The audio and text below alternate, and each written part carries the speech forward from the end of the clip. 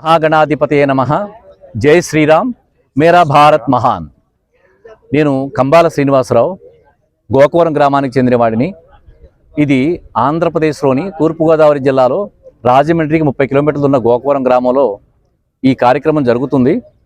నేను హైదరాబాద్లో స్థిరపడిన తర్వాత తిరిగి మళ్ళా నా గ్రామానికి ఏదైనా చేయాలనే ఉద్దేశంతో ఇక్కడ గోకవరం గ్రామం చుట్టుపక్కల 35 గ్రామాలు 40 గ్రామాల దాకా వివిధమైన కార్యక్రమాలు, అంటే దైవానికి సంబంధించిన కార్యక్రమాలు, అంటే నూతన ఆలయాలు నిర్మించడం కానీ దానికి సహాయ సహకారాలు అందించడం.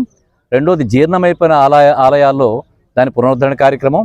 ఇంకా ఏంటంటే ప్రతినిత్యము కూడా ఆలయాల్లో ధూపదీప నైవేద్యాలు జరిగేలాంటి కార్యక్రమంతో నేను కార్యక్రమాలు చేస్తున్నాను.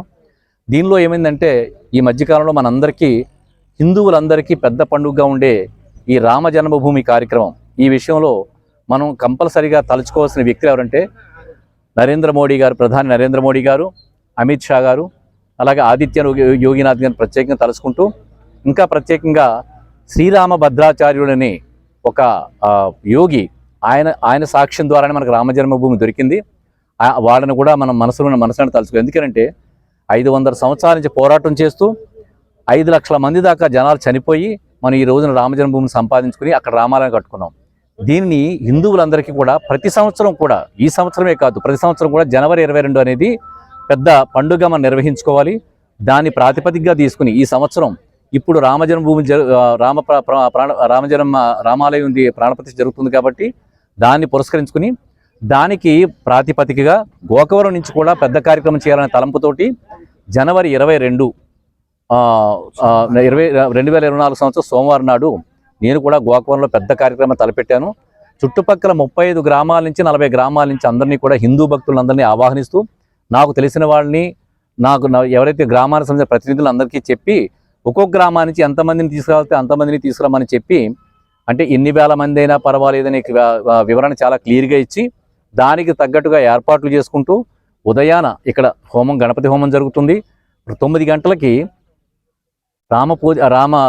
రామపాదుకులకి పూజా కార్యక్రమం మొదలుపెట్టిన తర్వాత ఒక అరగంట సేపు పూజ జరిగిన తర్వాత ఇప్పుడు నేను ఏదైతే 32 గ్రామాలకి ప్రతి ఊరిలోని ఉన్న ఆలయంలో ఎక్కడైతే నేను నూతన ఆలయాల నిర్మాణానికి, జీర్ణమైపోయిన ఆలయాలకి నిధులు వితరణ చేయాలో దాన్ని ఎంత తీస్తున్నానని చెప్పి అనౌన్స్మెంట్ జరుగుతుంది. అది 12 గంటల వరకు జరుగుతుంది. 12 గంటల నుంచి అందరూ రామనామస్మరణలో ఉంటాం. 12 గంటల 29 నుంచి 32 నిమిషాల మధ్య రాముడి పటం ముందు రాముడి విగ్రహాలు కూడా తీసుకొచ్చిన 2 ఆలయాలకి రాముడి మన ఇత్తడి విగ్రహాలు, అంటే ఒక రాముడి విగ్రహాలు, రాముడు సీతాలక్ష్మణ ఉన్న 2 సెట్లు తెప్పించాను. అవి 2 ఊళ్ళ వరకు రాజుపాలెం అనే ఒక ఊళ్ళో ఇస్తున్నాను.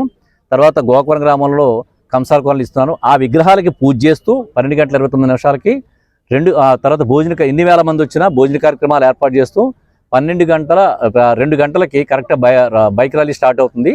అది పోలీస్ వారికి, అంటే గవర్నమెంట్ వారి పోలీస్ వారికి ఇచ్చిన రోడ్ మ్యాప్ ప్రకారం మేము మండలం అంతా కూడా తిరిగి సాయంత్రానికి ఇదే లేఅవుట్లోకి మేము చేరుకున్నాం. ఇది నా లేఅవుట్, ఈ లేఅవుట్ చేరుకున్నాం. ఇది మన ప్రోగ్రామ్ మొత్తం అంట.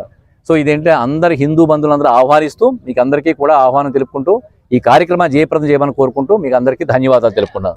జై శ్రీరామ్, జై శ్రీరామ్, జై శ్రీరామ్.